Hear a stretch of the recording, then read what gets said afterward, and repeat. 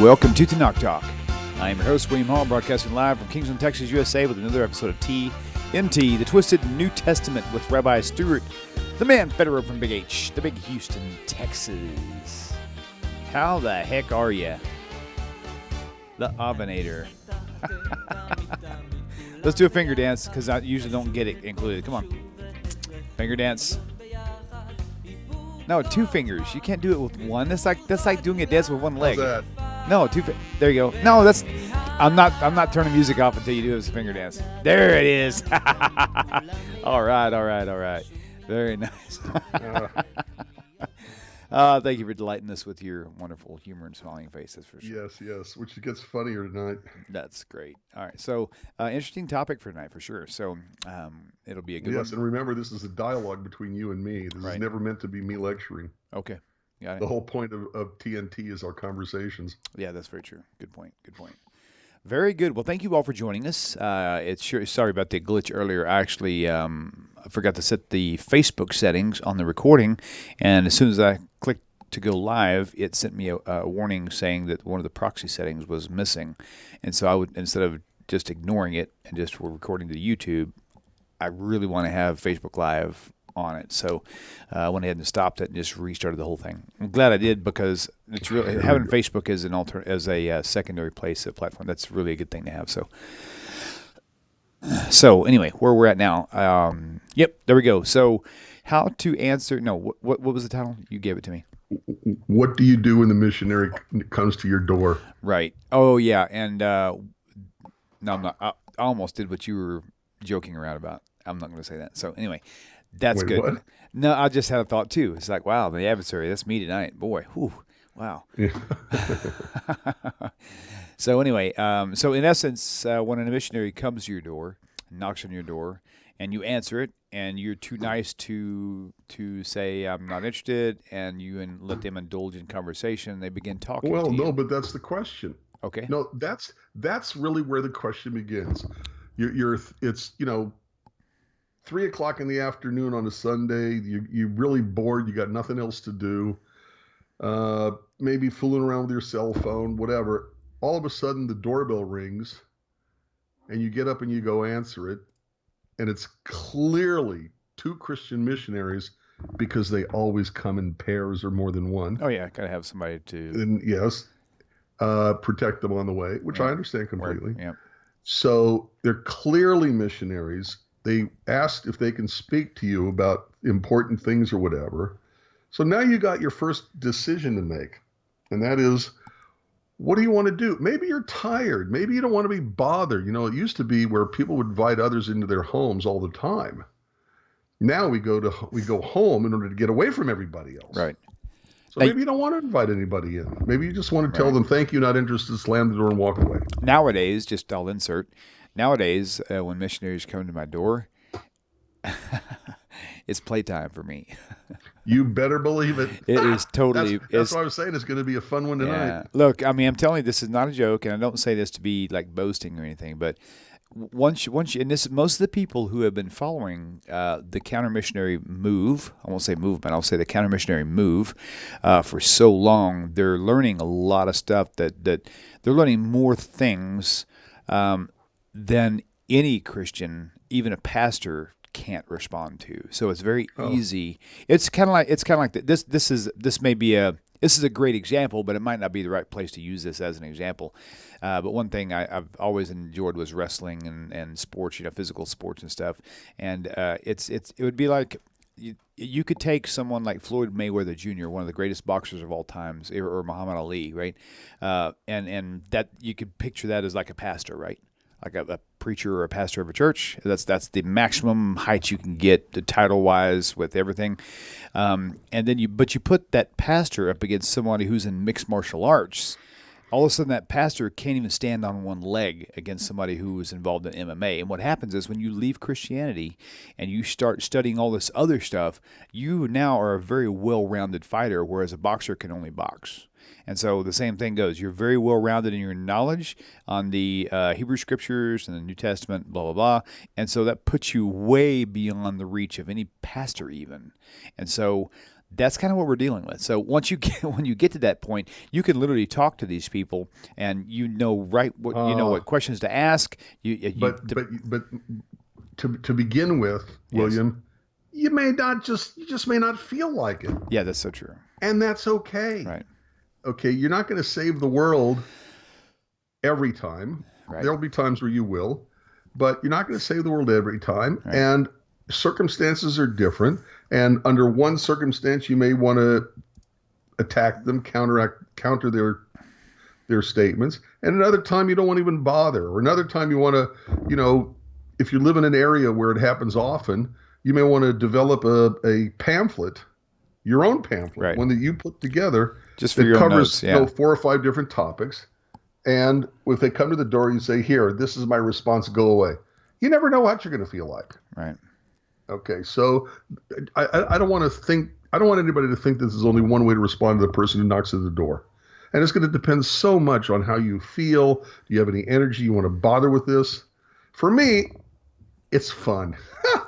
Okay. For me, it's a blast. And I agree, but you have to develop your own style. And, that's something I want to react to something you just said. Okay. Okay. Why is it that Mormon missionaries, Church of Jesus Christ of Latter-day Saints, why is it that the Mormon Church sends out their youth to go door to door? Okay, after high school, before college.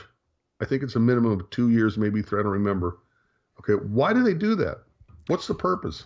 Right. Well, you're already more knowledgeable about that than I am. Then I see them a lot. That was the process.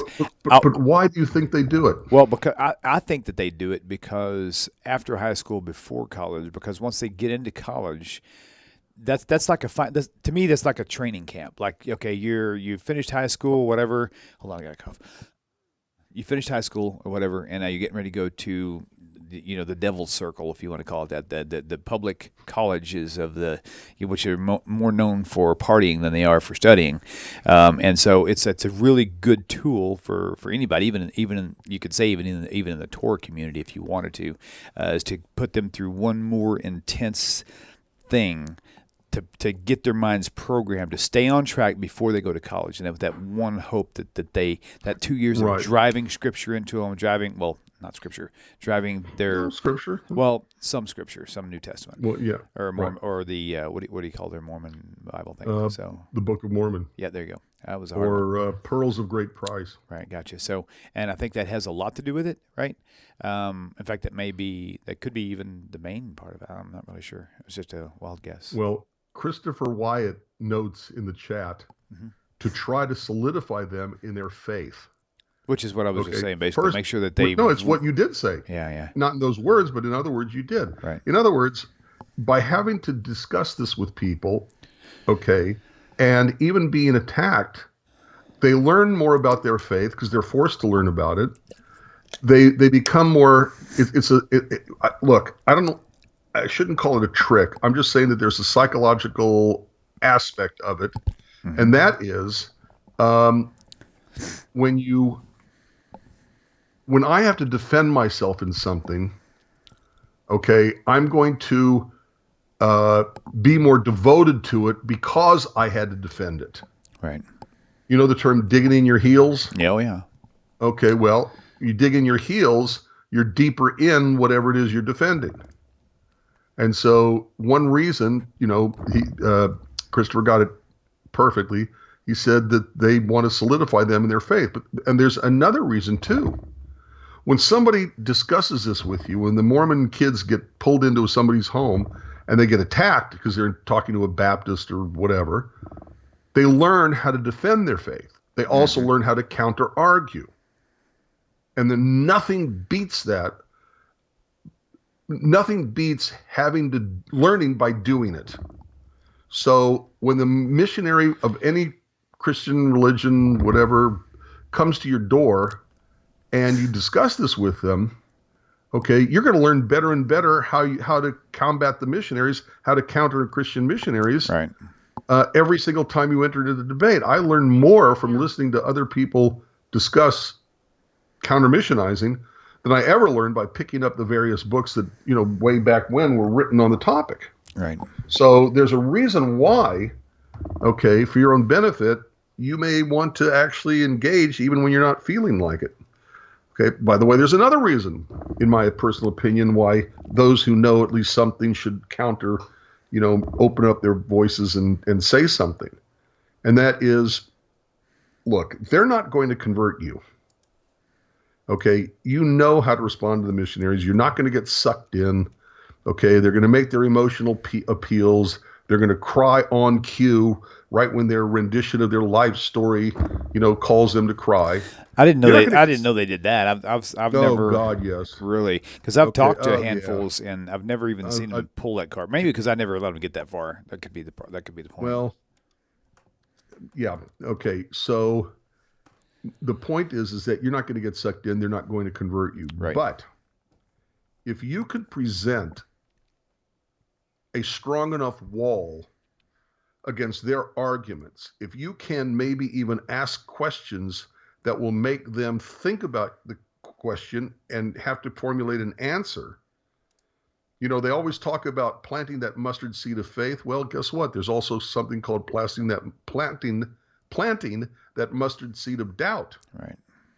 And when they come to your house and they have a problem convincing you and actually hear your arguments counteracting them, they will hesitate to go down the block to the next person who may not have the equipment you have to counter them with and might get sucked in.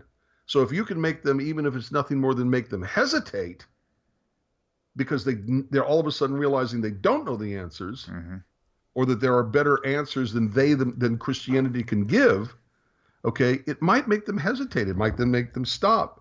Who knows? It might make them eventually convert to Judaism, right, or to Noahidism, just by simply asking them questions. I promise you, the majority of questions anybody could ask, okay, would be enough for them to. They've never heard it before. They've never heard these questions. They give you a verse. You say, "What's the verse before it?" 99 times out of 100, they wouldn't even, never read it even. They only know the one verse out of context. Right. So there happen to be plenty of reasons to go ahead and talk to them. Now, I will say exactly alongside with what you're saying, and I think that's probably the key. One of the keys to doing what you're proposing. The title for tonight is not necessarily. I wouldn't necessarily tell them things. I would simply ask them questions. That's all I do. Just ask. Don't tell them anything. When you tell them something, they're going to get defensive and they're going to want to shut down. But you want to ask them questions to make them think, maybe even make them think that you don't know, maybe.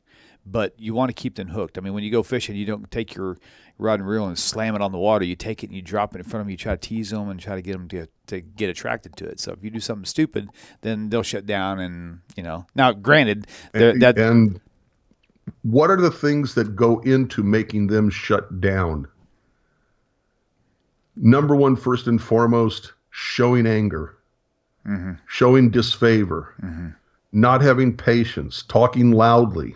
Right. Okay. Doing anything that, fulfills their stereotype of what their targets are like. Right. Okay. If you get angry, okay, if you start calling them names, it proves that they're a martyr for their Jesus. Okay. If you have to be very calm and very welcoming and warm and compassionate and everything that they think you are not, just because you may not be a Christian. Right. And everybody deals with this their own way. And everybody may deal with it differently one day than they would the next day, because different circumstances. Okay. All I can tell you is this. I've said this before to you, William. I am not a nice person.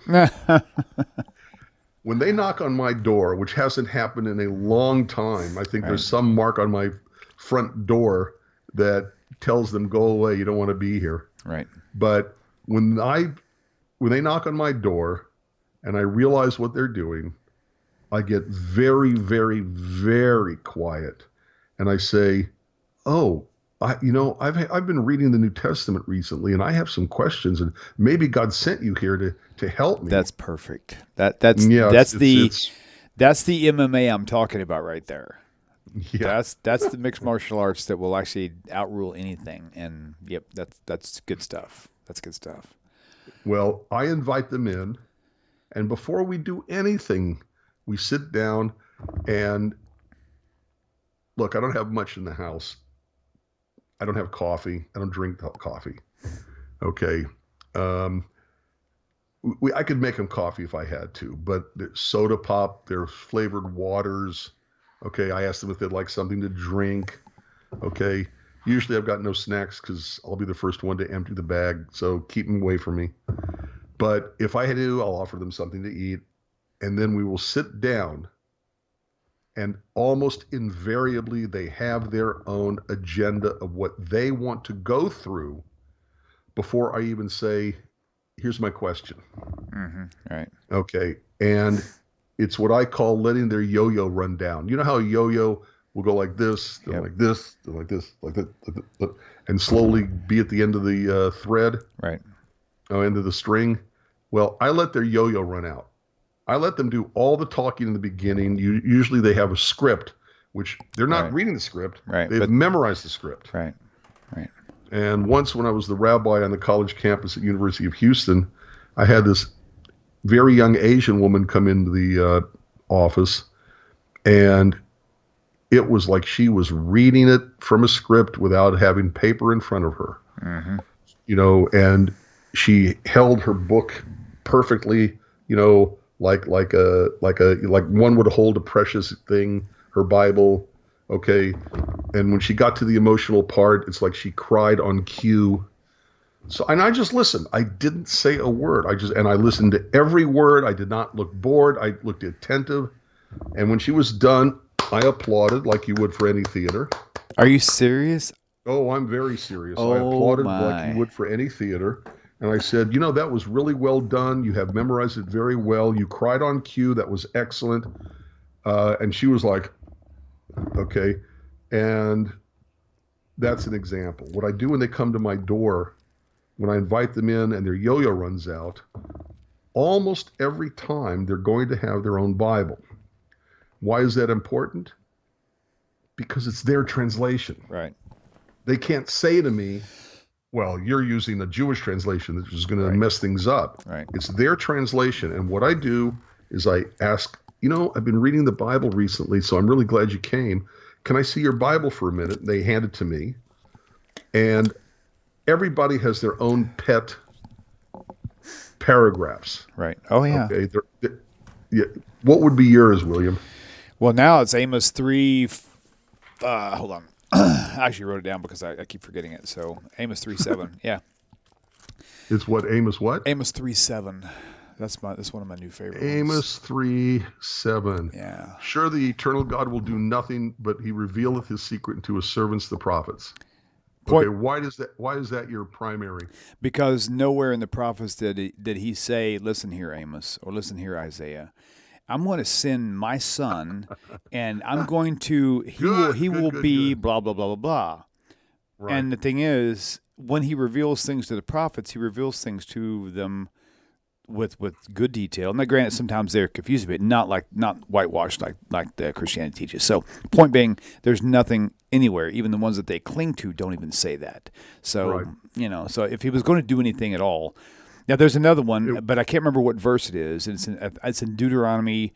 I want to say in chapter, I want to say 6, maybe Deuteronomy. It could be in 13. I'm not sure, and you could probably tell me right where it's at.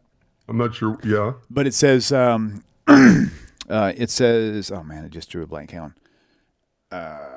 If somebody comes to you and says they're going to do a miracle? Nope, no, it's Deuteronomy 13, No. 1 through 5. No, this That's is 13. crud. Give me a second. It'll come to me in a minute, and I'll interrupt you with it. All right. Well, let me tell you my go-to verse. Okay. My go-to verse is Deuteronomy 24:16. Mm-hmm. Deuteronomy 24:16. And I go to the page in their book, in their Bible, their translation. I go to Deuteronomy 24:16, and I keep my finger there and close the book. And before I say anything else, I say, let me ask you a question. Precisely what does Jesus do for you? They have to answer with one and only one statement. Okay? They have to say, what does Jesus do for you? Forgives your sins. He died for my sins. There you go.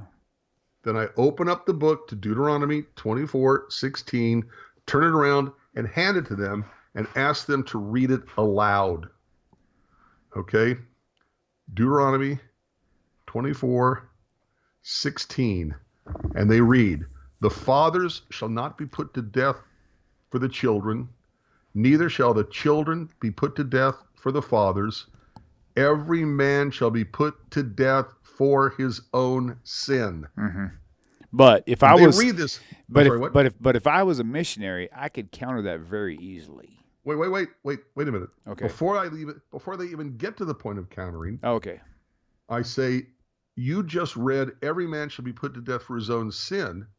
If every man shall be put to death for his own sin, how can Jesus die for your sin unless you're telling me that God lied here? Right. And at that point, they usually go, oh, look at the time, we've got to get out of here. And they leave as fast as they can. Okay, no so, answer, no response. Okay, so that they apparently are not even as trained as the Christians are then, because the easy comeback to that would be, and this is something people will need to know because they need to know how to counter what the comeback is. And the comeback is, right, the comeback is going to be, well, that's because that was the first stage, but then later, the prophets came later to give more information. And that was what it was before the prophets came to give more details on how things work. So that's when you switch. His mind. Basically, so well, no. Because here's the thing. No, not necessarily, because you know the whole thing with the daughters and how they were fighting over the rights of the land because they were not adopted. What am I thinking? Because they didn't have brothers. Heirs, right. And Yeah. It was going to pass. So God didn't change anything. Other relatives. They didn't change anything. It was just something that had never been brought up. No, but you can't make the statement, every man shall be put to death for his own sin, and then say that Jesus was put to death for your sin. But the context of that is a father can't die for the son, and a son can't die for the father. But Jesus isn't. But wait. But Jesus isn't either. Jesus was supposedly God Himself, which changes everything. So then they're saying right. that God died. And my response to that is, my God cannot die. Sorry about yours. And their response is going to be, and I need you to recall, God the Son died, not God the Father. It doesn't matter. No, so God the Son. But they think it does. But they believe it does. They believe it matters. Everything. And that's fine. They can believe what they want to. But when they say that to me, my response remains the same thing, and that is, so what you're saying is that God is that Jesus the human is what you're talking about, who did the dying. They have to say yes, because Jesus the God cannot die, God can't die. As soon as they say Jesus the human died, then my response to that is, so what you're saying is that your basis of your religion is human sacrifice. No, God the human, right? God the flesh. You can't have it both ways. Right. You know, there's the Baptist minister on my radio show always words it that Jesus pre-existed his human form, and God took on humanness like a person putting on a fleshly skin. Right. Okay. And my response is, so what you're saying is that when Jesus died on the cross, all he really did was take his jacket off. Furthermore, the whole thing about God, the Son, or whatever it was. How did you word that? Either Jesus the God died on the cross, okay, or Jesus the human died on the cross. It can't be Jesus the God, because God can't die. Therefore, what did the dying on the cross for our sins had to have been Jesus the human, which means the basis of their religion is human sacrifice, which, by the way, I got you. God calls an abomination and something he hates in Deuteronomy. And in Jeremiah, God says that human sacrifice is so horrible, it wouldn't even come into his mind to ask us to do human sacrifice. Right. So They can't have it both ways. Right. They can't say every man shall be put to death for his own sin. Okay, either God's meant what he said. When God said every man should be put to death for his own sin, God either meant what he said or he didn't mean what he said. Right. If he didn't mean what he said, then we don't have to trust anything anybody ever says anywhere, anytime. But if God meant what he said when he said every man should be put to death for his own sin, Jesus cannot die for your sin. Right. If they say it was God, sorry, God can't die. Right. If they say it was Jesus the human who did the dying, okay. And by the way, if he's really God and he knows he's going to get resurrected in a couple of days, he gave up a weekend. That's exactly what I was going to ask you to read. Yep. To say again, You're, right. you're the first person I actually ever heard say that. That was really crazy. And yeah, I'm sure he I learned didn't it from he didn't die. somebody else, 'cause A sacrifice cannot come back to life. A real sacrifice doesn't come back to life. Right, right, right. So all he really did was give up a weekend, or he took his jacket off. So he was basically a Milli Vanilli, if that was the case. He was lip syncing. You know, that really was a great song. It was. Oh my gosh, I know. I can't believe it. Song. I don't care who sang it. I don't care if they lip sync. The song itself. Listen to the rain that falls around you. I can't remember the words anymore, but I thought it was a great song. They were actually a very talented group, regardless whether they lip sync that one song or not. So yeah. Well, at any rate, so yep. For my experience, as soon as I point out in their own translation, every man should be put to death for his own sin, they don't give me any more arguments. They don't even know what to do with it. Right. And they usually, gotta go, let's leave. By the way, there are 1,000 million billion, okay, maybe not that many, but there are plenty of go-to verses that'll have the same effect on Christianity, because the statement alone contradicts the most basic elemental theology of Christian belief. Mm-hmm. Okay, and you know what they are. Numbers 23:19. If God were a man, he'd be a liar. Well, if Jesus was God who became a man, that makes Jesus a liar. Now, I'm going to continue to play the devil's advocate there. So you devil, you. I know, right? But see, I actually did this once, and you brought up another verse that resolved it, but I don't remember what it was. But I do know you fixed it though. But the argument is, well, you know, the whole context of that is simply saying that if God lied like men, but that's not the case. God doesn't lie like men do. That's how God they argue. God doesn't lie at all. Right, but that's the point. But the point is, it would be compared to men lie, God doesn't lie. That's how they translate that out. It has nothing to do with God not becoming a man. It just means that God doesn't lie. That's how they look at that. It means that God doesn't become a man because all men are liars, and if God became a man, then like all other men, God too would be a liar. Right, but that's what it's saying. You got to trust God. Yeah, I agreed. Yeah. So, and then there's Hosea 11:9. For I am God and not a man. Right. So does God change his word? Does he change his mind and say, okay, now I am a man? One thing that said that where Jesus like pre-existed his time, there's several verses, at least several verses, and I think one or maybe more are in Isaiah that said, in the beginning it was just me. There was no one besides me. I was the only one there. It actually says that in black and white.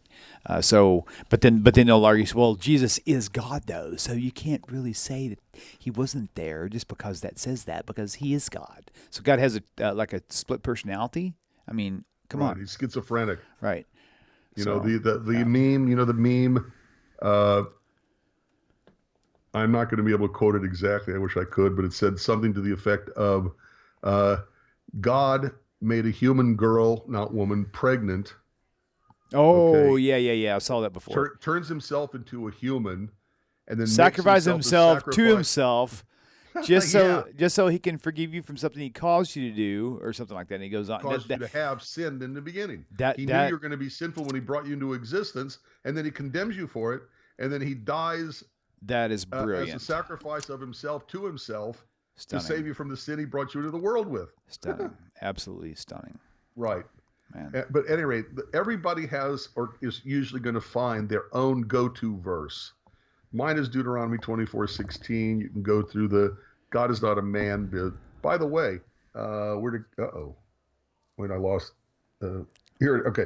Mr. NIF, I don't know how to pronounce that, okay, points out that there are Christian religions who don't think that Jesus was God. Oh, of course. Unitarians, Philadelphians, the Jehovah's 49ers. Witnesses, The 49ers. Mormons, I don't believe he was I only God. said that twice because I know Rabbi didn't hear me. I'll have to remember. I don't remember. But their point is, and he makes it. Yep. I can't. You didn't hear what I said, did you? Okay. But what do you do then? The point is that the Christian concept is dying, saving, man God. Right. He died for your sins. He saves you by his dying and taking away your guilt for your sins. Yep. And then the other aspect, which is what these not normative denominations of Christianity believe, is that he wasn't man God. He was only man. Doesn't matter. The whole point of he can't die for your sin is still antithetical to what the Bible says, and is found more often in Greco-Roman pagan idolatry than it's found in anything in the Hebrew Scriptures, certainly, or Judaism. Yeah, true. So there's always something to open up the conversation. You know, there's always something to say. Can I borrow your book? And everybody's going to have their go-to verse. Right. I think, if you're really serious about this. And as I said, when you point these things out to them, you're not going to convert them immediately, and they're not going to convert you, obviously, but it might make them just hesitate a little when they go down the block. And if the person down the block has less information than you do, you, by saying something to these missionaries, might help the person down the block who doesn't know enough, because it might make the person who's going down the block to not go down the block anymore, or to be less confident in what they believe, which helps. Right. Plant that mustard seed of doubt. So one of the things that I don't remember where it was at, but another good go-to, which is really good. This one is a really, really good one for people to remember. And all you have to do is just remember the phrase "Son of Man." I was thinking that this has been a long time since I looked this up, but I was thinking it was like 80-something times. But that seems like a lot in the New Testament where Jesus is referred to as the Son of Man. Right. But in the Psalms it says, "Do not put your trust in princes, nor the Son of Man, in whom there is no hope." Right. And so, if Psalms is saying this is long after Torah. This is during the prophets. This is during the whole thing. And he says, "Do not put your trust in the Son of Man." And Jesus is referred to as the Son of Man. What the, pardon the expression, hell does that tell you? Yeah. Don't trust the New Testament is exactly what that's saying.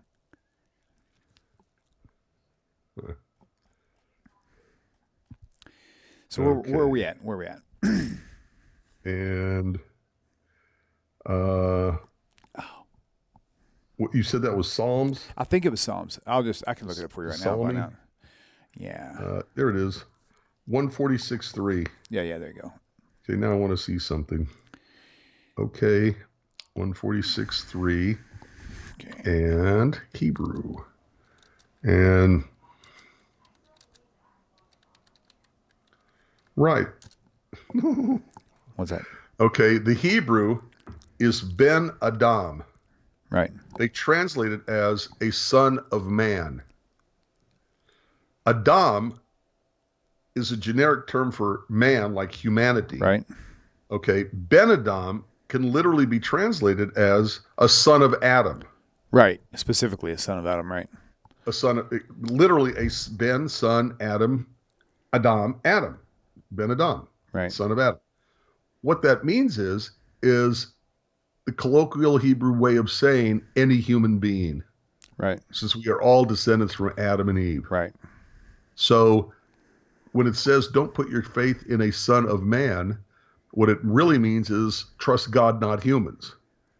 But when they say Ben Adam, just exactly like you said, William, and Jesus calls himself a son of man, he's saying, don't trust in me. Right. That's interesting. I just always thought that was funny. I wished I had a Bible. I tried to look it up on Gateway. I want to see how many times. What are you looking for? I want to find out how many times the term Son of Man is used in the New Testament. I already looked at it here. Wait, I found 85. 85. I just found it too. 85 times. So I was right. I thought 80 might have been too much, but I guess not. 85 times it's mentioned in the New Testament. He's referred to as the Son of Man. Yet Psalm says, "Don't trust the Son of Man. dude, come on, people. Just if anything else was plain and black and white, or red and white, if you want to look at it that way, that would be it. I mean, there's That's funny too. absolute instructions straight from Psalms telling you do not trust in the Son of Man, whom Jesus claimed to be. There you go. Right. Case closed. That was a great topic. Y'all have a good night. See you next week. Just kidding. We got 25 left, baby. We're taking every minute of it. All right. All right. I count twice in the book of Daniel. Okay. I saw in the night visions, and behold, one like the Son of Man came with the clouds of heaven, came to the Ancient of Days, and they brought him near before him. And then a few verses later, so he came near where I stood, and when he came, I was afraid and fell upon my face. But he said to me, understand, O Son of Man, for at the time of the end shall be the vision. Yep.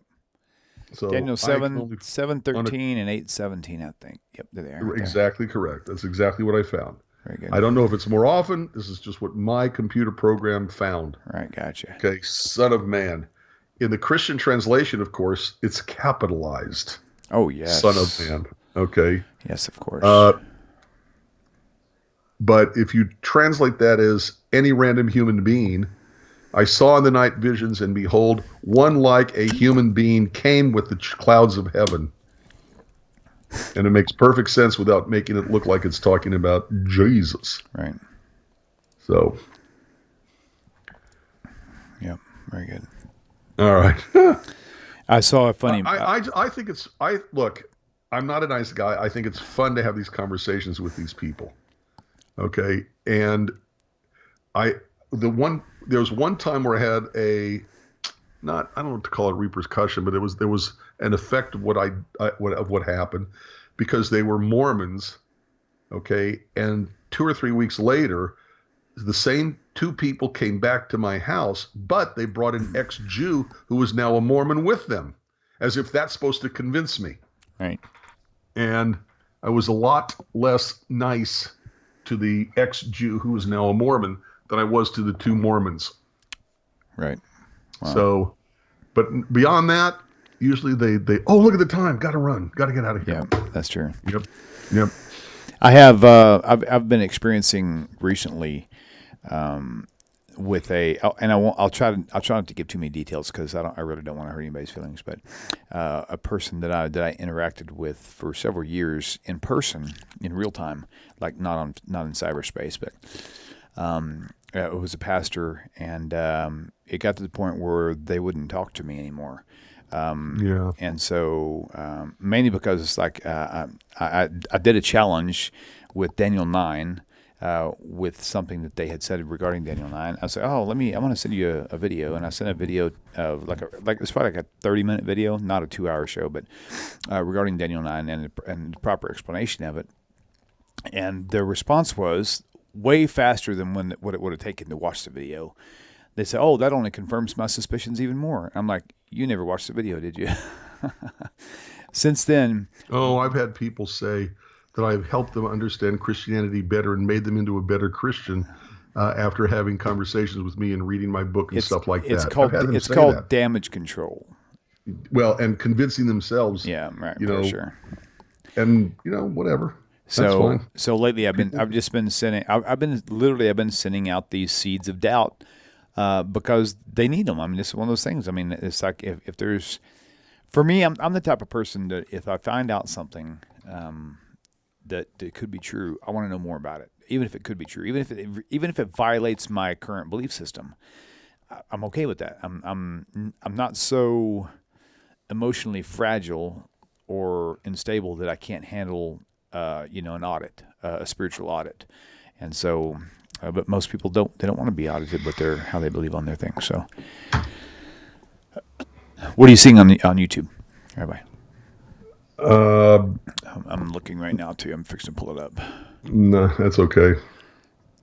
There we go, right there. Bada boom, bada bing, zinga. All right. Enoch the witness, was Jesus a mortal? Of course he was. Oh, that was Deanna said that. Never mind. No, 1, 2. That's funny. By the way, Enoch the witness wants to know who the blue angel man was in Daniel. Clearly, he was a space astronaut from No, he was a not. alien world. No.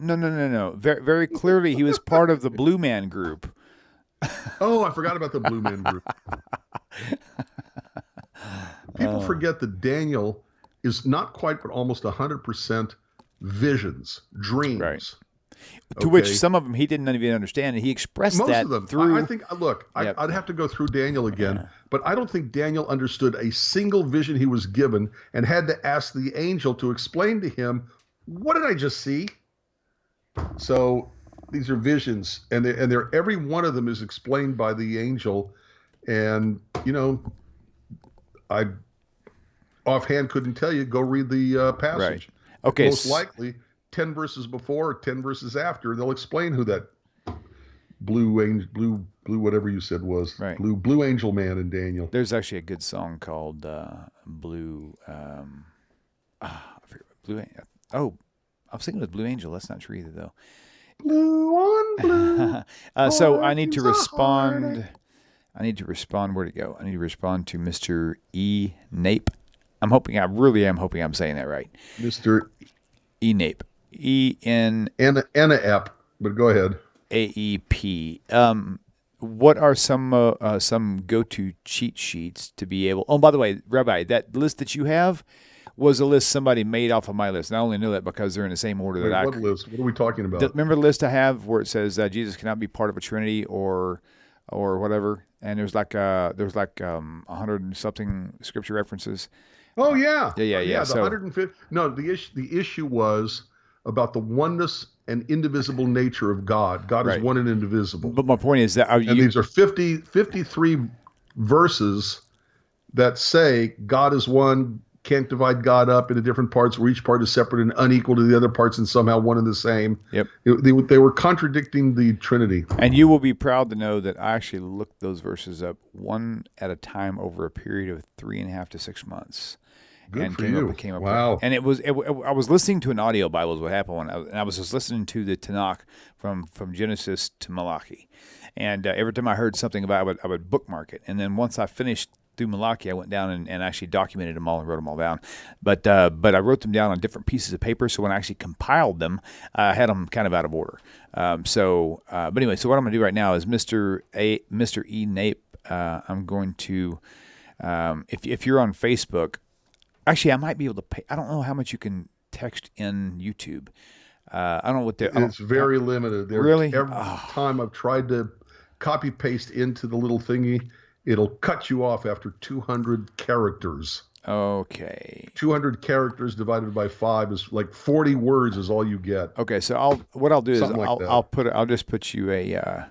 There it is right there. I'll put you the first whatever I can fit in there, and then if you want more, you have to send me an email, and I'll try to get you this list. That's a better way to do it. Is just have them send you an email. Yeah, I'll put a few on here just because people need to see it anyway. So. And by the way, Janice Hart says that Rabbi Federow was a live troll instead of a computer troll, talking about when I was invited them. You over said 200 Come on into my house. Let me ask you a question. You said 200 characters. I'm gonna see if I can post these right here because they're actually copy. This, I'm going to see if this will post. Okay, this is going to Mr. Nape. Let's see if this will paste. Boom, and go. Oh, no. Oh, my God. I didn't realize that. That's sick. That was like 1,200 characters. You can only do 200. That's my point. Bummer. It's a royal pain in the. Basically, that's what they don't want. They don't want people copy pasting it in there. I have an idea, You also can't do websites. You can't put a website in there. At least when I've tried, sure? it won't take it. I just had an idea. Delete this. Okay. Okay. Y'all watch your screen because I'm going to do something for you, but I've got to log in. Oh, goodness gracious. Actually, Rabbi, go ahead and talk. I'm going to actually pull that up because this way people can go back to the video. They can pause the screen and actually see them on screen and do whatever. Or right, that's a good idea. Or just send me an email. I think you're right. Maybe sending me an email is the best. But if I put it on screen, then everybody can see them rather than just one person. Put it on screen. Okay. Put them on the screen. Let it slowly file through. That's all. Okay, cool. That's what I'll do. It doesn't matter while we're talking. It doesn't matter what we talk about. They can do that anyway. Right. Okay. Let me do that. So go ahead and chit chat. Deanna says we can post links. I've tried. I think so too. I thought I've seen people do that before. Now I've instructed Deanna and the moderators don't let people do that because people use that to try to just to spam and do all this other stuff. So Right. the only website they need to see is TanakTalk.com, because that's where all Well, I don't do spam. It's not Right. kosher. Spam. Ba-dum-bum, ching. Well done. Ba-dum. All right, cool. All right, so talk, because it's going to take me a few minutes to get this pulled up here. Rabbi, What? you got to talk, because it's going to take me a minute or so to pull this up. You can talk, you can talk, you can bigger, you can talk, bigger, but it's different than it was. No, it ain't, but you got to know the territory. What? No, anyway. Anybody heard of a guy named Hill? Hill. No, he's a music man. He's what? He's a music man with a big bass drums. Okay. Oh my God. You are a nut. I'm looking on the chat of the YouTube to see if there's a comment, but pretty well even covered. Yeah, we're good. All right, so why is it? Mr. Anna F says, it. I watched the Blue Man Group in Las Vegas. They were great. I have never seen them. So I haven't either. I only saw them on YouTube videos. It was cute, though. Okay, so this will only take me just a minute now, because I've got the right thing pulled up. I just need to go to my homepage. Yeah. And then I got to pull up my notes, and then I'll put it on your screen. Notes right there. And there it is right there. Boom. And I'll put it up there, and I'll actually scroll in. I'll actually scroll slowly so you guys can see them. And then you can know to go back to this, if rather than me sending out 500 emails or 2,000 emails. I'd rather you guys just watch this and put it there. Okay, so here we go. And I'll put your happy, smiling face. Actually, I should probably do it this way. 1 second, guys. Bada boom, bada bing. Here, and let's see if I can make this go lower like that right there. And we're going to zoom in. 1 second. We're almost there, guys. Be patient. Okay, here we go. Coming to you live from Kingsland, Texas, USA. Okay, now, this list is that the first list is actually duplicated on my list. I did a first shorthand, basically telling you what I saw the content in the verse to mean. The second part of this list, well, you guys can look it up, but you can see very clearly, like this right here, 1 Samuel, right? It doesn't say that. That was me telling you what that's pointing out, right? So if you go there, you can read it in context for yourself, or you can go to the bottom of this list, but I'll skip down there real fast. Which you can see here, actual verse text on this list. And for a low price of $10,000, I'll send you this email link. It was a joke, sorry. I can send you, okay, whatever. You can see this is the actual verses. So what I'll do, if you want, which is probably a good idea, because, again, emailing a bulk list, it would be kind of hard. So I'm going to go back to the top of the list, and I'm going to scroll real slow. And I'm going to use the bar so it doesn't jump. I'm going to slide it down real slow. And that way you can go back and play this in slow motion. And it sounds funny, but you really can. You can go back and slow down the speed if you have to. Where's my mouse go? It's right over here. It is right there. So here we go. And so I'm going to start slow. Oh, that went way too fast. Maybe if I hit that arrow button. Let me see if that works. Okay, so right now you've got... they're all numerically ordered. Like right now, you see number 2 through 21. Ish, what? Yes, I'm recording. What's up? Do what? Sarah just walked in. She was asking me if I was recording. So, hang on. Keep it scrolling.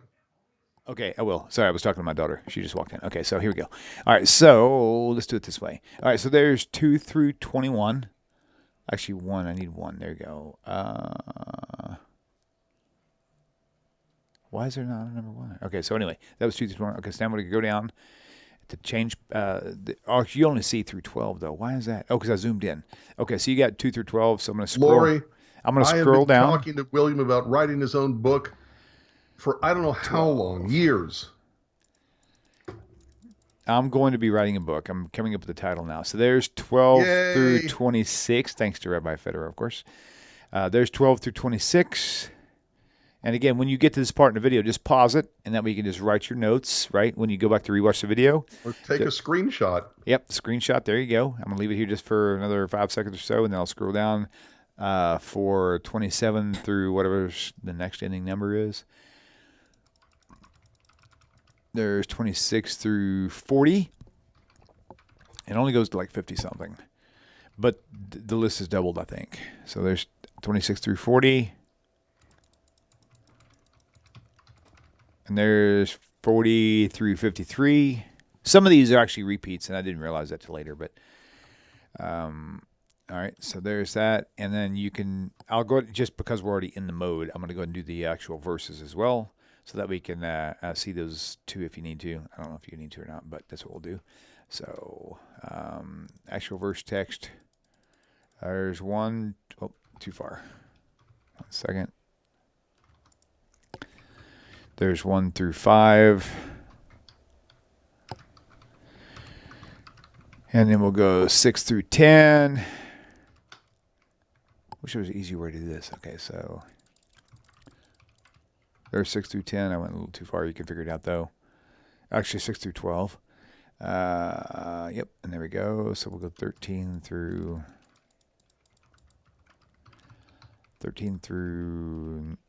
19-ish. It's 19 and a half. Well, don't worry, I'll include 19 on the next one. There we go. 19 through 23. All right, and then 24 through 29. About 5 seconds pause on each one, and we'll get through this real fastly. And then 30 through 37.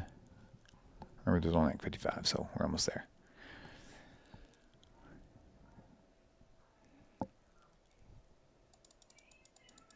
And then 38 through 44.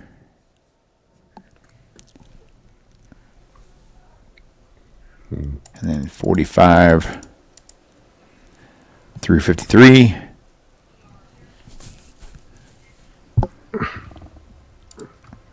That was it. 53. There you go, boss. Okay, cool. So now you've got it on this show where to find that list. You don't need to message me unless you really, really need a hard copy, which I don't mind. Just send me an email to toysrus.com. That was a joke. Send me an email to knocktalkquestions@gmail.com, and I will. Now, to be fair, I only check that email about once every 2 weeks because I've got like 3 emails, and it's like they stay flooded. So usually every couple weeks on a Shabbat, I'll sit down and actually scan through them and try to find important questions and comments and things like that. So that's kind of how that works. All right, so Rabbi, what did you find on YouTube? Any interesting comments or things we need to address? Yeah, I've been communicating already with, I forgot who it was already. Let's see. Enoch the Witness. Someone asked about what would happen to the animals that were sacrificed. Was it eaten? And I said, John, it depends on the use of the sacrifice. Most were eaten. They were offered on festivals, and this became the festival meal. Some were completely burned. I mean, you've heard of the whole burnt offering. That means the whole thing was burnt.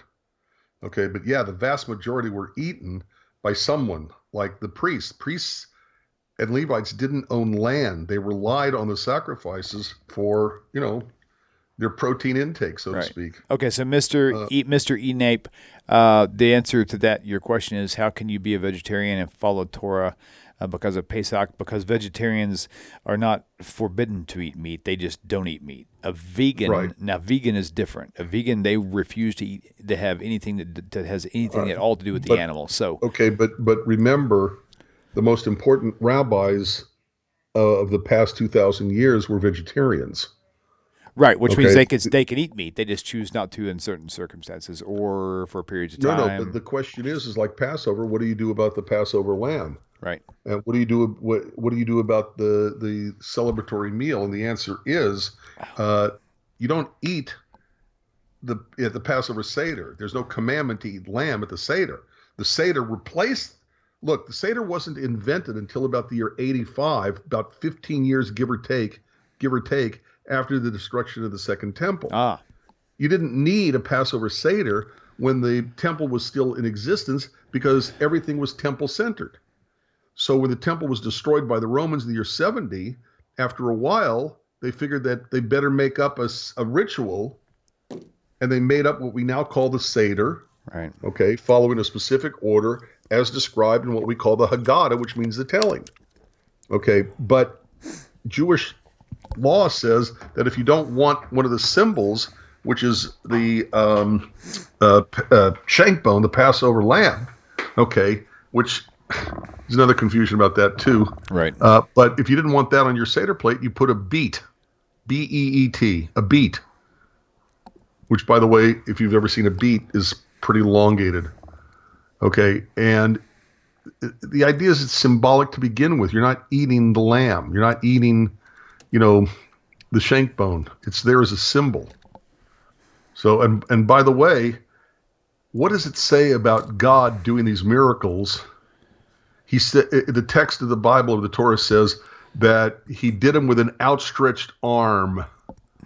And the word for arm there, zeroah, is the same word for the shank bone that's supposed to be on the Seder plate. Nice. To remind us of the God's miracles that he did with an outstretched arm.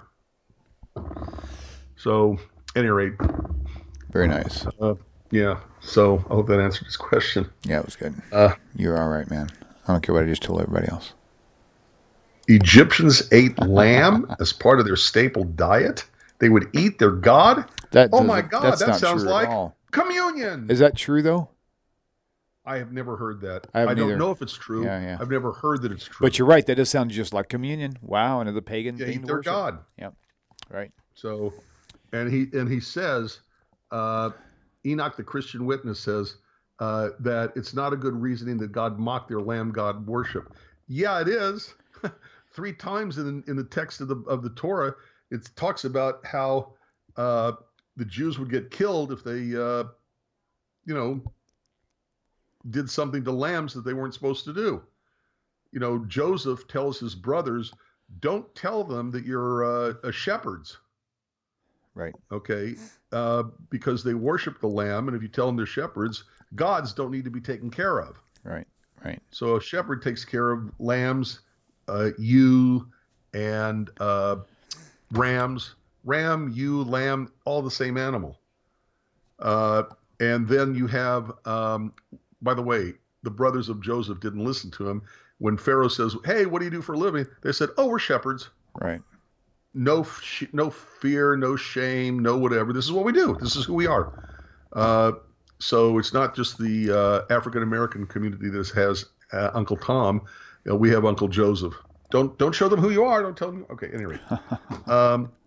And actually, Uncle Tom in the Uncle Tom's Cabin gets a short shrift, but that's a totally different issue. Again, when Moses is told by Pharaoh, the 6th plague, 7th, I don't remember which one. Okay, fine. You can sacrifice your lambs. Moses says, "Are you kidding? You will kill us." Yeah.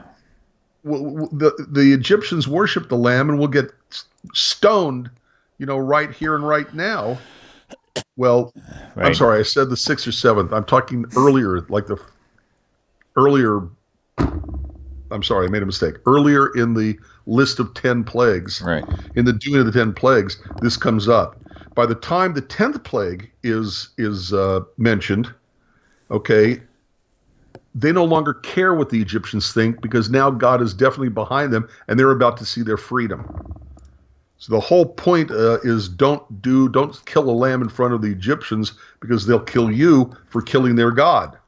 So right. I don't know of any place where the Egyptians ate Egyptian eating lamb. Let's see what it says. Egyptian cuisine.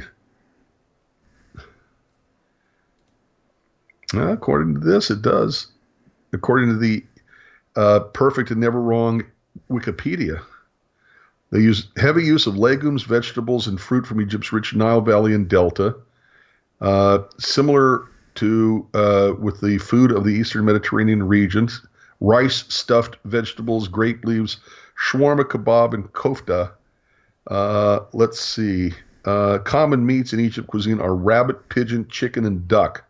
Lamb and beef are frequently used for grilling. So I guess that's like communion. They ate their God. to Wow. get their God inside of them. What's the difference? Right. Wow. Okay. Yipper. Holy snappers. Well, I know. Yeah, Yasmin says that the lobsters are bugs. Every time I see a lobster, crawfish, this is Texas after a while. ironically, After all, to me it looks like they're eating bugs. They're look, just there's a really amazing cook, and he's Jewish. I'm pretty sure because you never. I mean, it's really weird because anytime he cooks anything, he'll eat it like the taste of it. They'll show you biting it and putting it in his mouth, like right as the tail end of the show, and almost to say that's awesome, right? But yeah. every time he prepared something that was technically unkosher to eat, whether it be a pork tenderloin or whatever, it's like they would cut the video before he stuck it. He was like he would move it towards his mouth, but then would cut the video, Hmm. right? And so, but Interesting. Good point for him. point I being, can't Alton stand it when Brown, I see Jews yep, Alton Brown, and not be he's Jewish on TV. yep, It drives me crazy.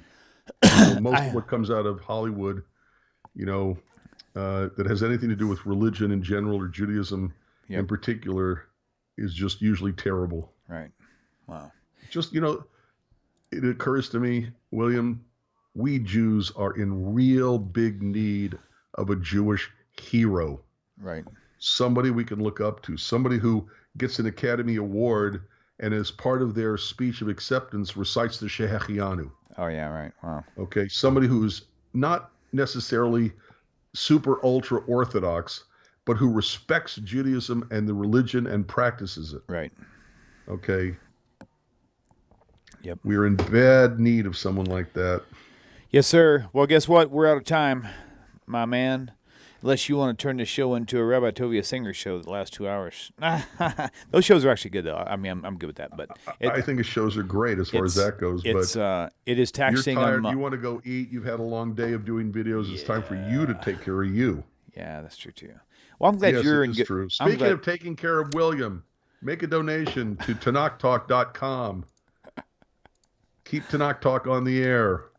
This is true, and I will share this since you brought it up because people have a few people, not a lot, but a few people have asked, and they were kind of wondering what ratio of donations are coming in based on the bills. And right now we're still in the red. Me and Chris sit down tonight. I actually sent in to PayPal, asked for a request of a summary. And right now we're still in the red, but not in a dangerous point because the red that we're in, I can pay for myself, and I don't care because, like I told you before, even if I had to pay for the whole thing myself, I would do it as long as I had the means to do so. But we're definitely not in the green or black, whatever you call it now. But we're getting close. So the goal is for me to be able to add, and the long-term goal is 5 days a week, right? We're at 2 right now. Now, we're at 2 now, but meaning that the donations are up enough to pay me for 1 day. I've always donated a full day and have never been paid in 6 years for a full day's worth of recordings for the past 6 years, going on 6 years now.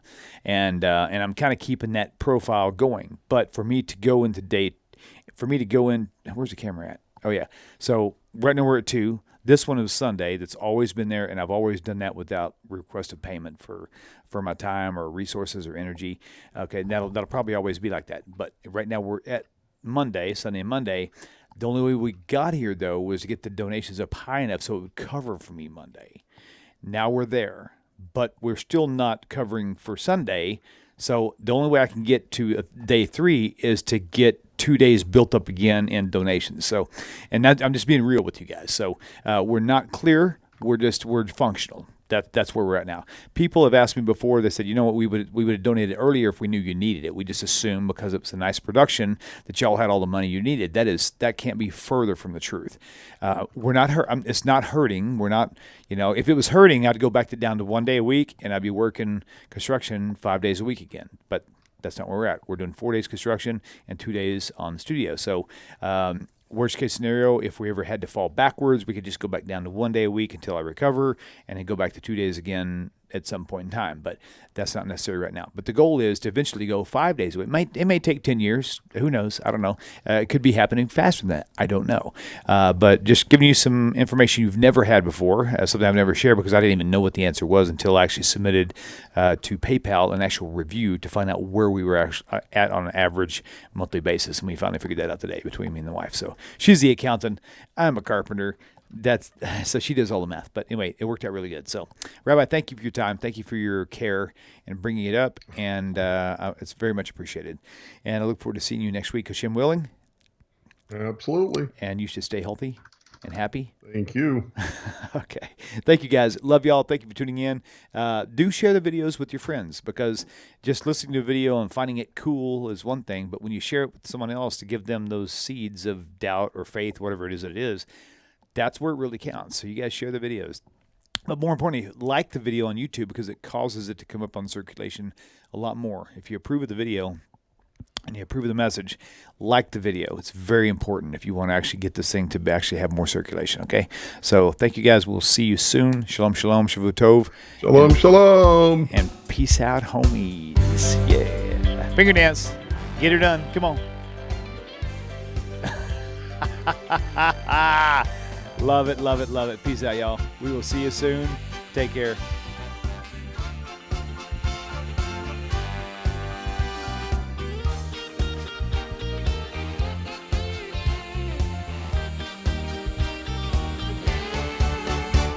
אני אתה אתם תמיד תמיד כולם ביחד חשוב מכל חשוב והכרחי להיות ביחד איפוק זו העוצמה ויתור זו הגדולה השאיפה והכמיהה אני אתה אתם תמיד תמיד כולם ביחד חשוב מכל חשוב